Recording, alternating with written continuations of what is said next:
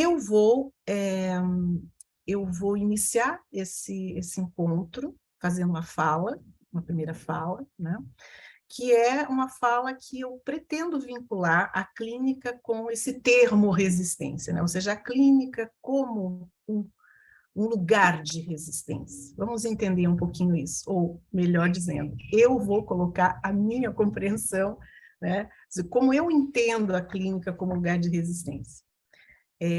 Veja, eu já mexo com esse tema há muito tempo, né? Há muito tempo, desde pelo menos 10 anos, com a publicação do Clínicas Gestálticas e do Psicose e Sofrimento, onde ali já existe uma reflexão, já existe uma fala, uma pesquisa sobre as questões de poder, né, dentro da clínica, ou dentro dos próprios processos de sofrimento. E também já trabalhei isso em vários cursos e encontros no Brasil inteiro, é um tema que eu gosto muito, e agora eu quero falar um pouquinho dele para vocês. Bom, então, vamos primeiro mapear, né, o que seria falar, o que seria compreender o sofrimento como uma forma de resistência. A primeira, tem duas vertentes que nós podemos abordar. O sofrimento como uma forma de resistência, né, e aí vamos entender a quê, né? E também a outra vertente é pensar a clínica politicamente, assim, politicamente comprometida, né? Comprometida com o sofrimento produzido pelas relações de poder. Para a gente seguir esse caminho, para a gente olhar dessa forma o sofrimento, nós temos que nos voltar para o campo social, necessariamente, e compreendê-lo como uma forma ou uma trama, digamos, de relações de poder capazes de gerar conflitos e injunções. Então, veja que nós agora nos remetemos para a questão do poder. Mas que poder é esse que nós nos referimos? Eu gostaria, então, agora de resgatar a grande contribuição do filósofo Foucault, né? Michel Foucault, e resgatar o conceito de biopoder que ele traz pela primeira vez no último capítulo do livro História da Sexualidade, no volume 1, A Vontade de Saber, publicado em 1976. Veja. Foucault, ele traz nessa citação a primeira definição que ele dá de biopoder, e é uma definição super completa, porque ele diz o seguinte, que o biopoder é uma série de intervenções e controles reguladores, né, que regulam, que são exercidos sobre os corpos e sobre as populações, e que se apresentam como dispositivos de saber e poder, que não apenas exerce o controle sobre os corpos, mas, fundamentalmente, eles produzem e organizam realidades. Veja que coisa pesada, que coisa forte, né? Esse poder em questão, ele se constitui em sistemas bastante complexos, né? E ele se dá sempre nas relações sociais, que estão sempre em transformação, a gente sabe disso, né? Esse poder, ele não é de ninguém, não é propriedade de uma pessoa. Ele é algo que circula, é algo que funciona em cadeia, é algo que funciona em rede, ele transita pelos indivíduos, mas ele não se aplica a eles. Não? O poder, ele se exerce em mecanismos múltiplos, né? Então, ele é por isso em rede, ele vaza, né? E esses mecanismos, eles são constituídos historicamente, eles vão se transformando, eles vão se formando, e ele está entranhado em todas as instituições. Por exemplo, na escola, na família, nas indústrias, nas empresas, nos hospitais, principalmente hospitais psiquiátricos, que foi onde Foucault exerceu toda a sua pesquisa, fez toda a sua pesquisa, no exército, na religião, né, que é uma grande instituição coercitiva e de poder, e através dos seus dispositivos, que são de saber e poder, ele alcança todos os indivíduos, e alcançando todos os indivíduos, ele produz realidades, ele produz novas leituras ou novas formas de ação e de ser, né? E também produz efeitos disciplinares e punitivos, né? Que ele deseja que aconteça. As técnicas de poder, elas que são utilizadas por todas essas instituições, elas fazem uma coisa terrível. Elas operam como fator de segregação e hierarquização social. Então, ela vai dividindo a sociedade, ela age sobre as forças de cada uma delas, de cada um desses grupos, fortalecendo alguns e enfraquecendo outros, e assim ela garante relações de dominação e efeitos de hegemonia.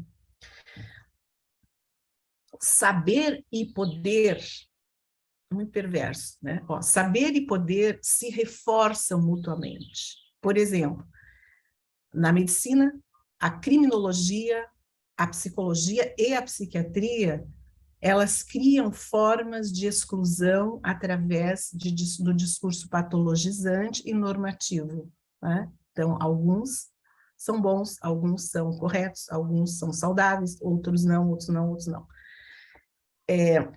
E se reforçam mutuamente, né? Quer dizer, um saber age em determinada população e reforça a inserção do outro. Pensem a medicina, a criminologia, a psiquiatria, né?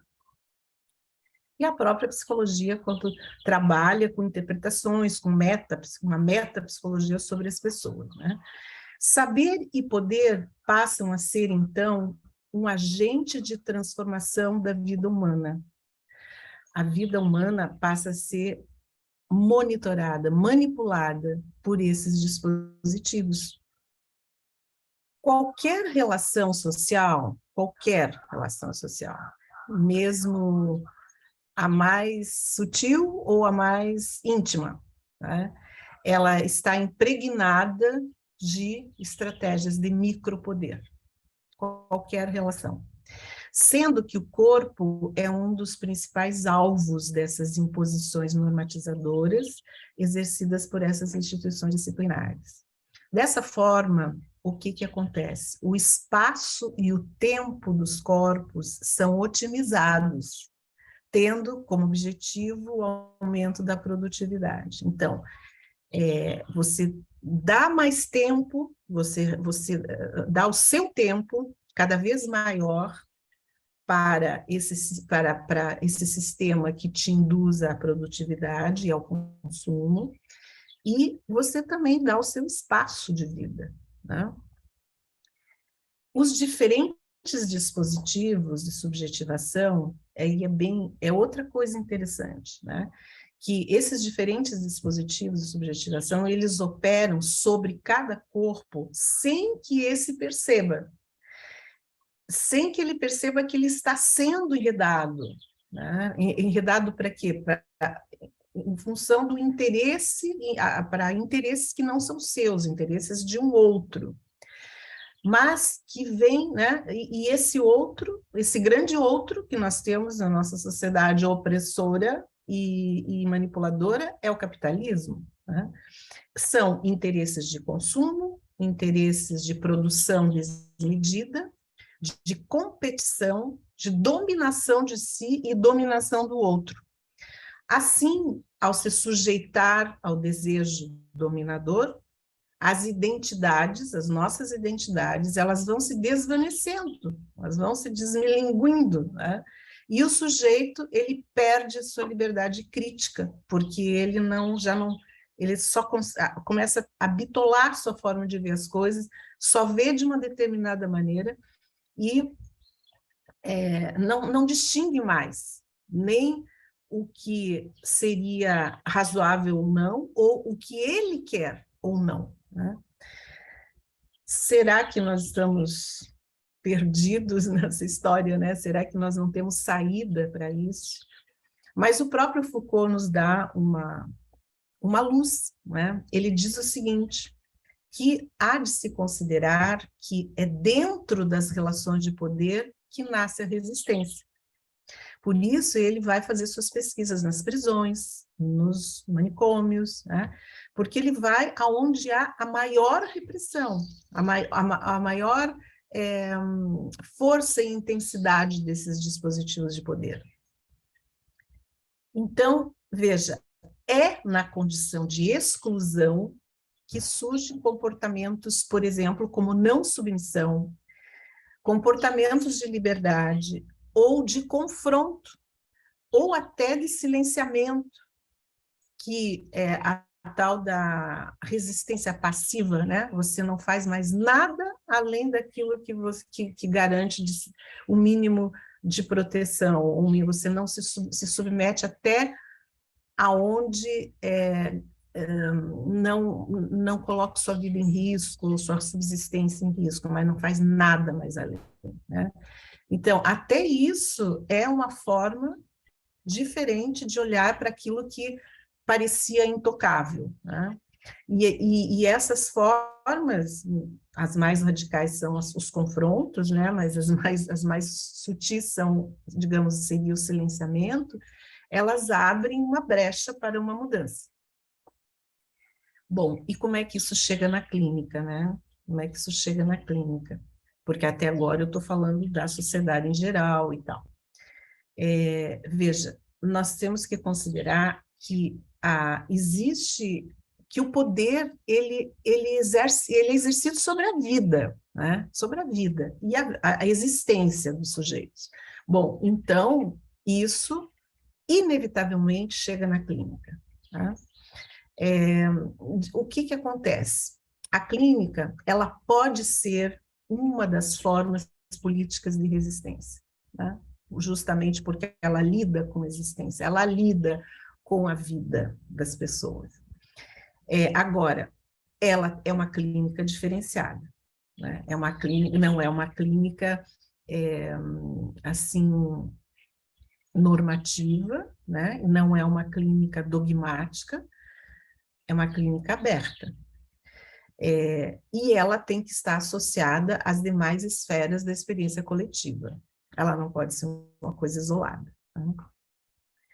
A clínica, ela pode sim, então, ser um espaço de acolhimento às novas experiências de sofrimento, novas, porque cada vez mais a sociedade, esses mecanismos, esses dispositivos, eles vão se especializando, e nós vamos presenciando o surgimento de novos sofrimentos ou mais agravados, ou sofrimentos mais agravados, e que tem relação com este contexto. Tá? Então, nós podemos possibilitar na clínica, nós podemos possibilitar a criação de novas formas de ser. Né? Parece meio assim, utópico. Não, gente, as novas formas de ser, nós as inventamos todo dia. Cada evento, cada experiência que nós temos na vida é uma criação. A questão é quebrar os hábitos antigos, os vícios, né? As repetições, as amarras, e inventar novos caminhos, inventar novas respostas, né? Inventar novas possibilidades e tentar, até a gente conseguir uma transcendência, uma transformação. Tá? Porque o que a gente quer nesse lugar aí da clínica? Nós queremos que aqueles desejos capturados pelos dispositivos de saber e poder possam ser recuperados. Tá? Nós trabalhamos muito com os ajustamentos, né? Então, olha só, escutar os ajustamentos como uma produção de modos de subjetivação implica em conceber a prática clínica como espaço político, entende? E aí você diz, o que é um ajustamento? É uma forma de lidar com é, com o contexto onde você está inserido e que muitas vezes você não tem outra forma. Então, aquela é uma forma é um modo de subjetivo, é um modo de existência, né? É um modo de existência. O que nós fazemos? O que é importante nessa clínica política? É importante que a gente acolha a narrativa do consulente, não apenas como uma expressão individual. Essa é a diferença, entende? Acolher a narrativa, a história, o sofrimento, não como algo, como uma propriedade privada do nosso consulente. Não é só uma expressão da individualidade dele, mas é um modo singular, aí sim, singular, de dizer uma história que é necessariamente coletiva. Ele é o porta-voz, né? A questão, então, na clínica é criar estratégias clínicas de enfrentamento desses problemas políticos, né? Então, que estratégias, que possibilidades existem de enfrentar isso, de não deixar que isso te submeta a esse ponto? Temos que construir, junto ao nosso consulente, possibilidades de singularização, onde o desejo dele exista, caiba, seja possível, né?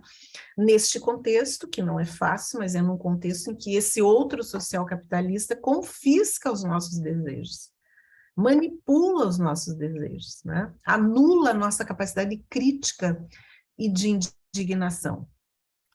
Cada vez mais o biopoder, e isso é crescente, né? Cada vez mais o biopoder e a produção de subjetividades padronizadas, né? Isso eu acho que vocês observam bem. Padronizadas em quê? Em produzir e consumir. Né? Essas são as formas pelas quais o capitalismo cresce e se perpetua. Em suas mutações, que não foram poucas, né? Nas mutações desde que vimos ali a primeira vez que Foucault fala em biopoder, em 1976, mas de lá para cá já houve muita mutação daquele primeiro discurso dele, dos dispositivos de poder, por exemplo, punitivos, né, disciplinares. Hoje, não que isso não existe, existe, né, ainda esse poder exercido pela violência e tal. Mas as estratégias foram mudando. Hoje, por exemplo, a gente observa né, o boom, assim, o grande surgimento dos indivíduos que são empresários de si. O que acontece aí? Eles extraem o sangue, né, o seu próprio sangue, na ilusão de que eles são livres, eles são independentes, são autônomos, eles fazem isso porque eles querem, né? E eles são responsáveis pelo seu sucesso e, obviamente, pelo seu fracasso, né? Quem trabalha, veja, quem trabalha com esse conceito, com essa mutação, digamos, até criando uma nova nomenclatura para isso, é o filósofo Byung-Chul Han.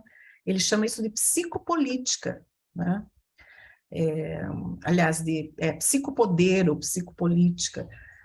Depois a gente tem outros autores também, né? Temos a necropolítica, então são variações, são especificidades, são mutações que foram acontecendo a partir desse primeiro termo inicial, biopoder, de Michel Foucault.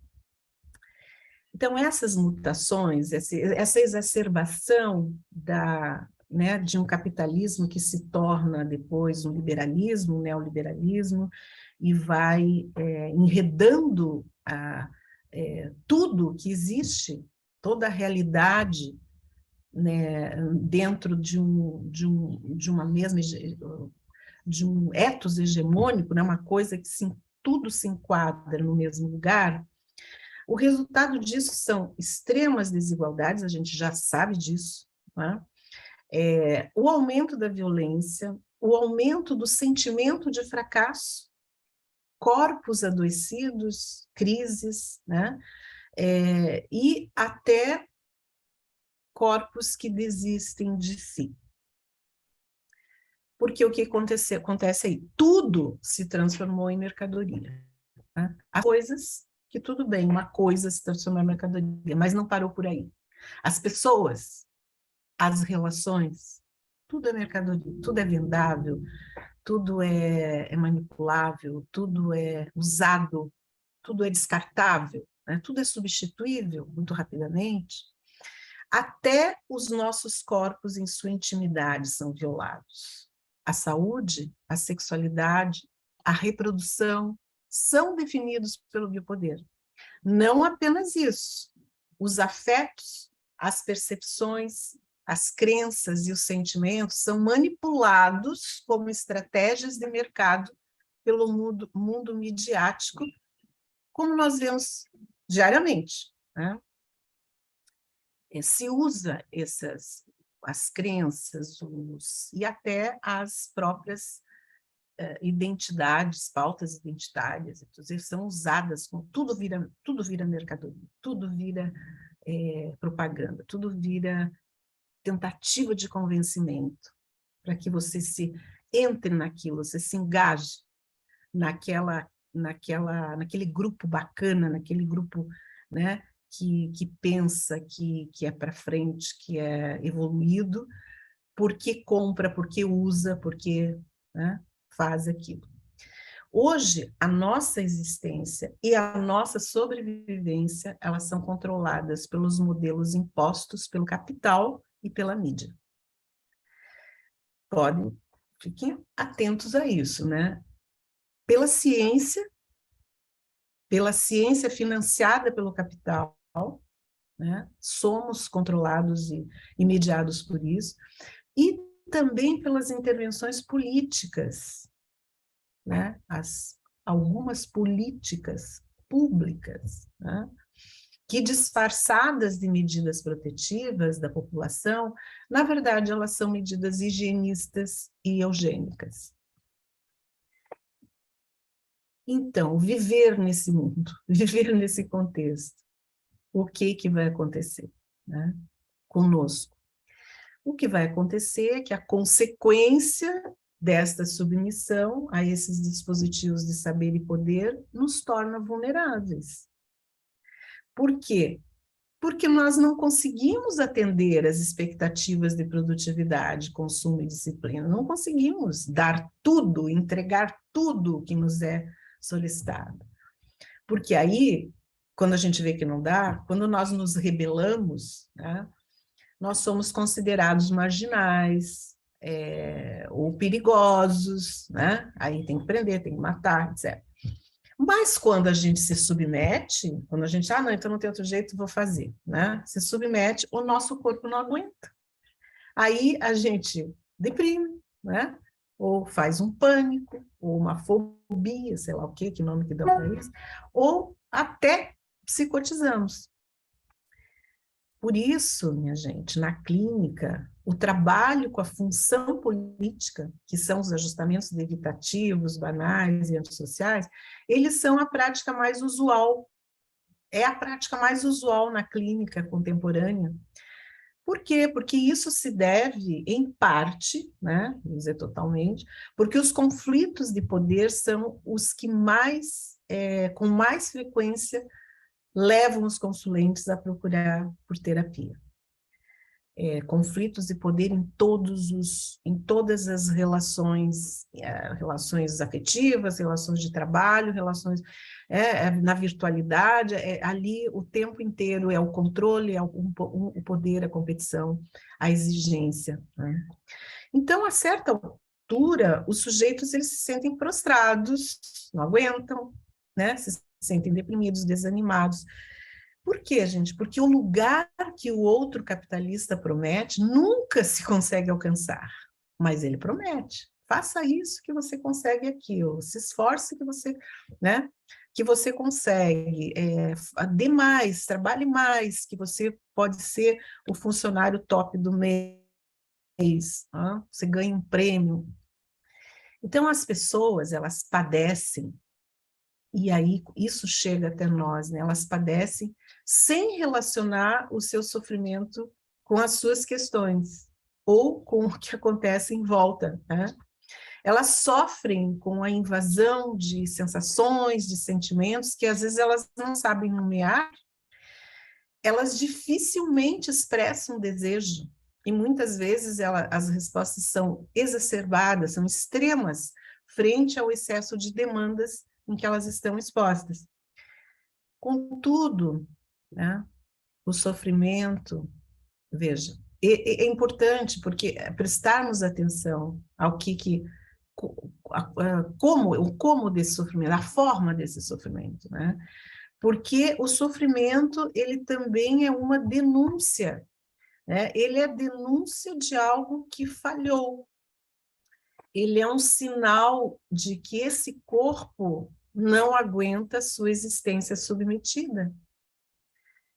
Por isso, nós devemos considerar, né, por isso, que depressões, né, etc., fobias, pânicos, inclusive as rebeldias, muitas vezes elas são formas alternativas de construção da subjetividade. Esse é um olhar, é aquilo que eu estava falando bem no início, assim, de nós olharmos para o sofrimento como uma forma de resistência. Esse é o primeiro olhar que nós temos que ter sobre os ajustamentos. Por que a pessoa precisou fazer esse ajustamento? A que ela estava reagindo? Com o que ela estava lidando? Né? Principalmente os ajustamentos políticos, os ajustamentos, as neuroses, né? As evitações, as banalizações, o uso de drogas, comportamentos disruptivos em relação ao próprio corpo, né, as bulimias, anorexias,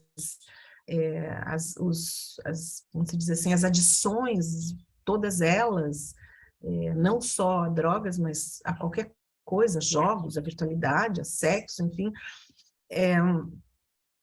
tudo isso são formas alternativas de reagir a conflitos de poder, né?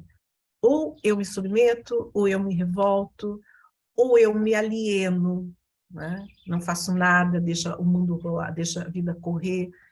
Enfim, são diferentes formas, mas em primeiro lugar, não temos que responsabilizar a pessoa de cara, não, você que tem problema, você que não lida bem, não. Segundo, devemos acolher isso inicialmente como uma forma de resistência, como a resposta possível, né? E depois vamos trabalhando, né, para uma nova invenção ali, para uma nova saída. Então, nesse lugar, e aí é olhar para esse lugar que é de aparente fracasso, né, onde as coisas não deram certo, nós podemos olhar para isso como uma forma de resistência. É muito importante olhar para isso como uma forma de resistência. Bom, mas aí tem uma coisa importante. Para o outro capitalista, o sofrimento é indicativo de uma doença a ser tratada. É motivo para submeter esses sujeitos sofredores a uma série de dispositivos de saber, né? Quais seriam os tratamentos, né? Os tratamentos de reintegração ao mercado laboral. Toma um remedinho aí, melhora e volta para o trabalho, né? Isso faz uma terapia breve, né? Protocolar. Vamos anular, vamos eliminar esse sintoma e você volta a trabalhar, volta a produzir, volta a consumir, volta a fazer parte dessa engrenagem. Muitas vezes, inclusive, esse sofrimento, que é devidamente legitimado pelas classificações psiquiátricas, é a ocasião para a criação de um novo mercado, não é?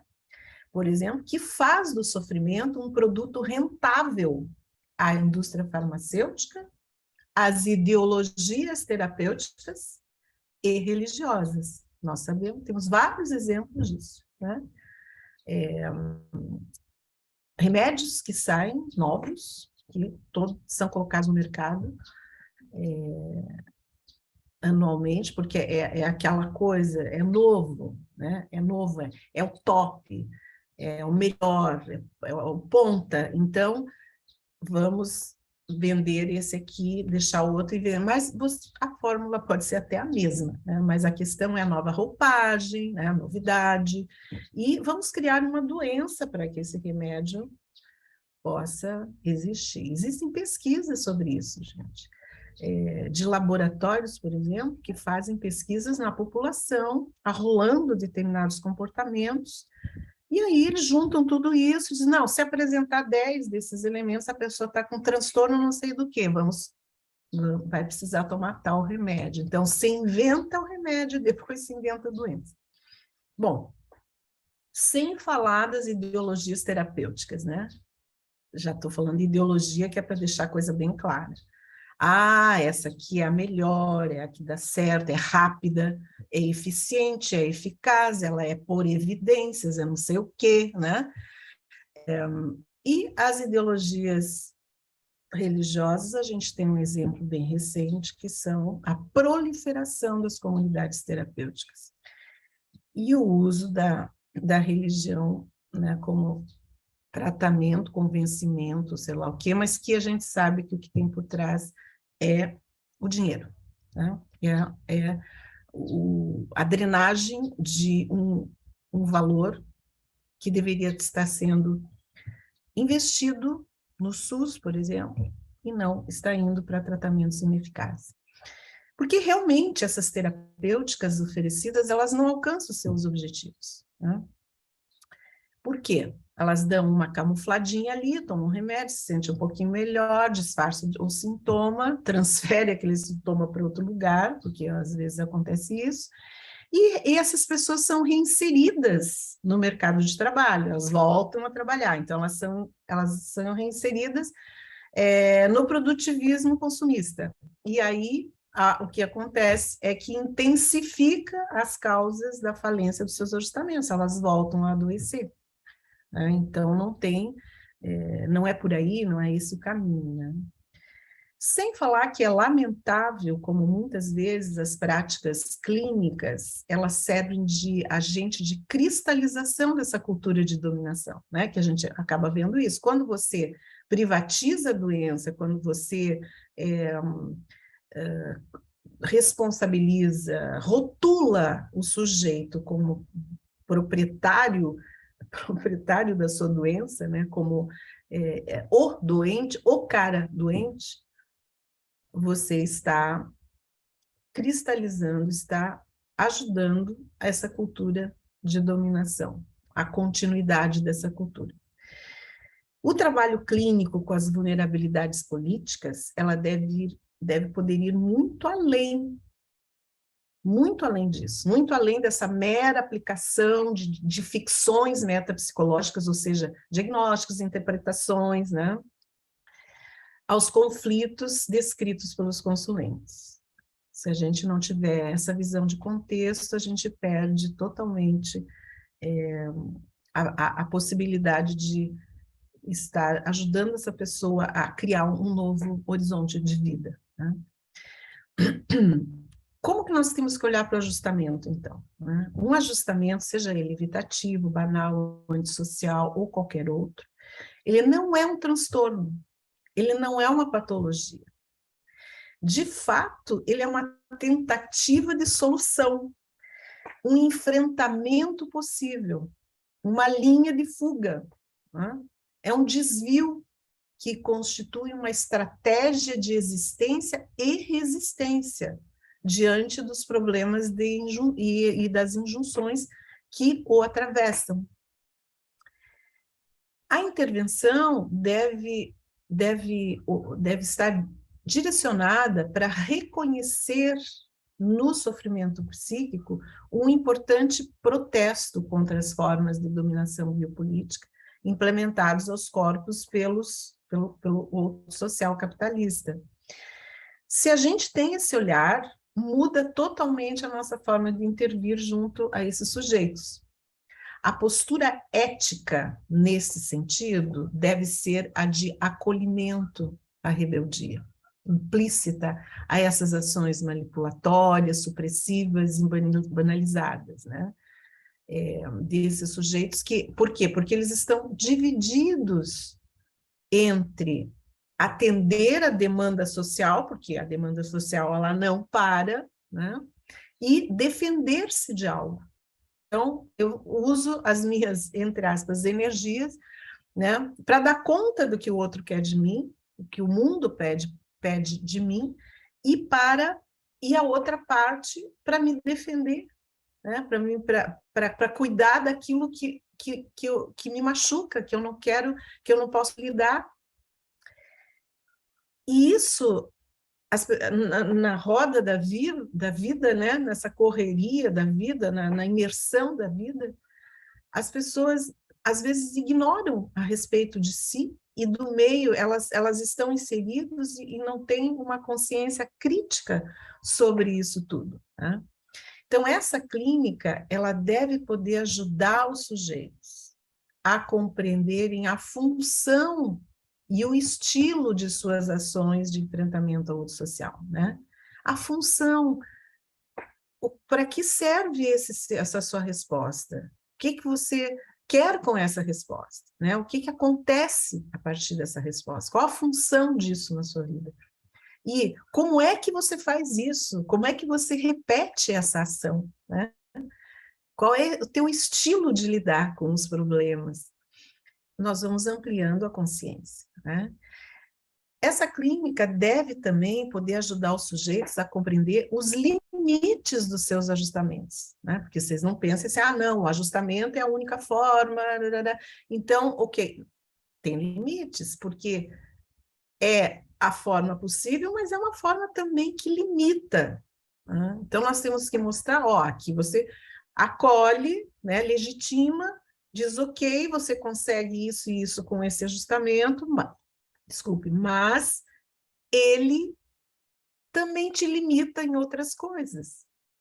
Então, vamos trabalhar com possibilidades de construção de novas alternativas.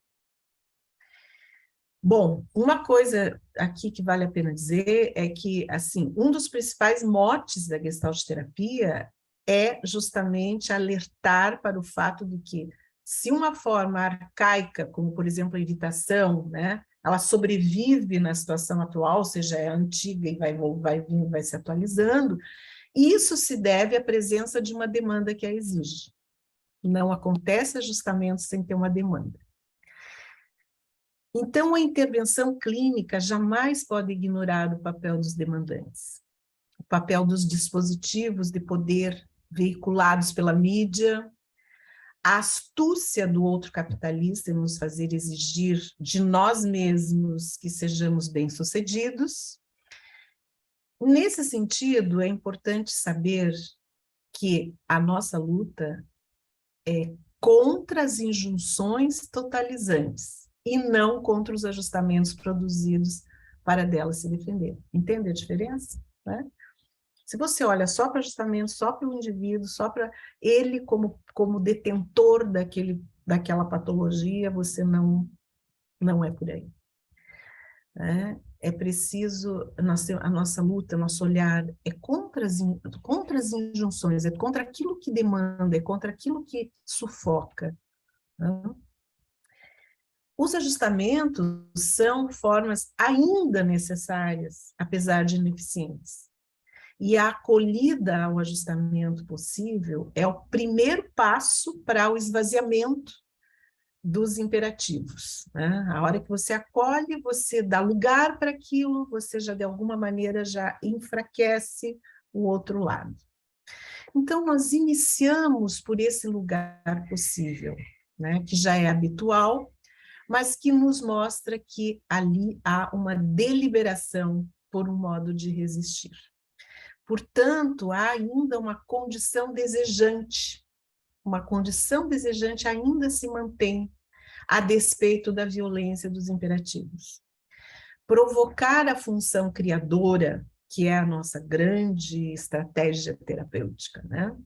Provocar a função criadora, a função de ato, a seguir as novas possibilidades que se abrem a partir do próprio sofrimento e da realidade que também cerca esse momento e esse indivíduo, o que essa realidade oferece como possibilidade, como abertura ao novo, sempre oferece alguma coisa, né?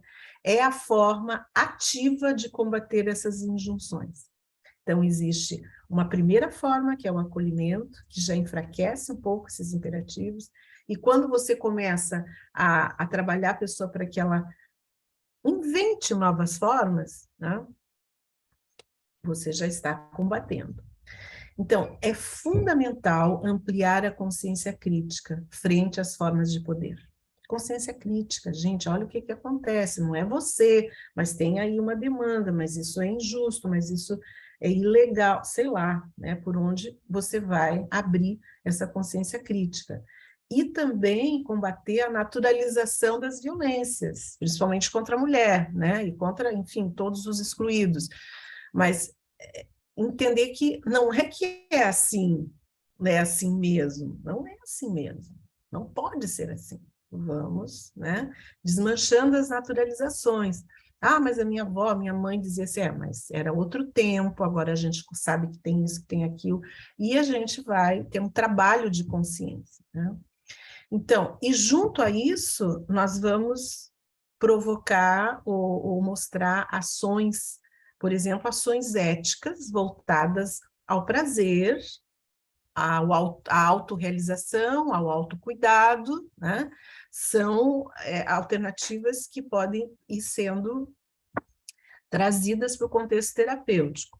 Então, trata-se, na clínica, na intervenção, de abrir um novo campo de experiência, um novo campo, fazer uma coisa nova, diferente, arriscada, né? A partir da qual, então, esse consulente possa experimentar a sua capacidade de criar e, assim, voltar, né, a acreditar nas suas percepções, nas suas motivações e nos seus desejos. O nosso trabalho, então, é o de reverberar, é o de amplificar isso que já se mostra timidamente, né? Para que isso, então, se transforme numa potência. Né? Bom, claro que a gente tem que ter cuidado, né? Porque assumir os nossos desejos diante desse outro não é nada fácil. Ao fazer isso, nós podemos perder as garantias que nos protegem, ao mesmo tempo que nos submetem, porque a submissão ela é muito sustentada pela nossa necessidade de sobrevivência e de proteção. Então, nem sempre o enfrentamento ao outro dominador é possível, né? Por conta de várias coisas, por exemplo, por conta das vulnerabilidades do sujeito. Quanto mais vulnerável, né, menos condições ele tem de enfrentamento. Ou também em função da violência com a qual esse enfrentamento se estabelece, né? Às vezes são coisas que trazem consequências gravíssimas. Porém, esse ato, o ato de não se submeter, o simples ato de não se submeter, ele produz efeitos sobre os jogos de poder e suas regras. Ele produz efeitos no outro. Então, essas escolhas, elas precisam ser muito cuidadosas, né? O clínico e o consulente, eles têm que encontrar a medida do quanto e do como o desejo pode se produzir, né? E se expressar diante das injunções de assujeitamento. E, em alguns casos, ao invés de suscitar novos enfrentamentos, se faz necessário simplesmente oferecer uma escuta não demandadora. Uma escuta que não queira nada, que não deseje nada, que não demande nada, né? Através dessa escuta, nós estaríamos oferecendo suporte para que esse sujeito recupere a sua capacidade criativa. É como se a nossa intervenção solidária, a nossa simples presença pudesse significar para os sujeitos em sofrimento político uma trégua frente à ameaça, né? Uma garantia possível de segurança ou integridade física, abrindo a possibilidade de participarem de um mínimo de realidade e de suporte para recomeçarem a lutar pela própria vida. Mas, mais além do suporte, também é importante fortalecer a função de ato, porque o suporte digamos, o início, é para que a pessoa não caia, para que ela consiga, né, uma sustentação, mas mais além disso, nós temos que ajudá-la a dar um passo mais além, né, fortalecer a função de ato, para que o nosso consulente possa voltar a criar, promovendo aí mudanças, mesmo que num plano micropolítico, né? Porque as mudanças subjetivas, elas são necessárias, senão não se sai do lugar, né? Essas mudanças que garantam a singularização, a recuperação do lugar do desejo genuíno, o protagonismo dos sujeitos, a crítica, né? A consciência crítica, aquilo que é imposto a partir do desejo do outro. É preciso combater práticas de sujeitamento, que fecham, que esgotam o campo de possibilidades, propiciando a criação, assim, a criação de outros visíveis, de outros possíveis, tá? De outros possíveis. Gente, é necessário desobedecer, questionar a submissão voluntária. Aqui eu lembro do Etienne de La Boétie, que fala, né, da submissão voluntária. Não cair nas armadilhas do mercado que engolem as diferenças e as pautas inovadoras muito rapidamente. Ali, nessa clínica, nós acolhemos e frustramos, nós violamos a ordem para criar novos arranjos existenciais. Só assim, minha gente, é possível construir uma clínica política e uma resistência ao outro dominador. Era isso, gente. Obrigada.